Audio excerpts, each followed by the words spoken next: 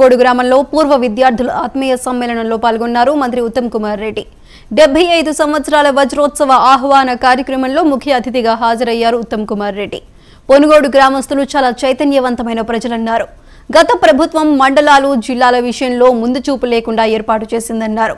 చిన్న చిన్న మండలాలు జిల్లాలు ఏర్పాటు చేయడం వల్ల రాష్ట్రం అస్తవ్యస్తంగా మారిందని, జిల్లాల ఏర్పాటుపై కమిషన్ వేశామన్నారు. ఈ నివేదిక ప్రకారం తదుపరి చర్యలు తీసుకుంటామని తెలిపారు ఉత్తమ్ కుమార్ రెడ్డి.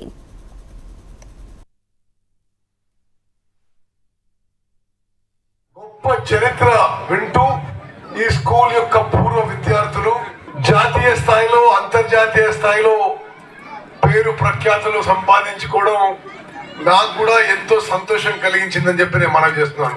ఒక 50 రోజుల క్రితం అధికారంలోకి వచ్చిన మన కాంగ్రెస్ ప్రభుత్వం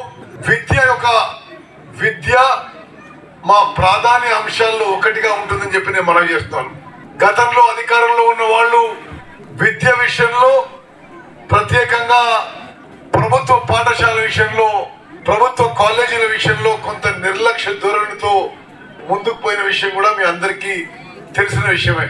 ఇటువంటి పాఠశాలకు వచ్చేది చాలా నిరుపేద మధ్యతరగతి విద్యార్థులు. కొంత సంపన్న కుటుంబ పిల్లలందరూ కూడా ఈ మధ్య ఇప్పుడు ప్రైవేట్ కళాశాలకి, ప్రైవేట్ కాలేజీలకు పోతున్నారు.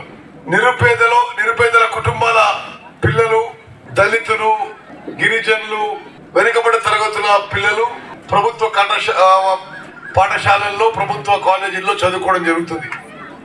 తప్పనిసరిగా ఈ పాఠశాలలు, ఈ కాలేజీల యొక్క స్టాండర్డ్ పెంచడానికి తెలంగాణ రాష్ట్ర వ్యాప్తంగా మా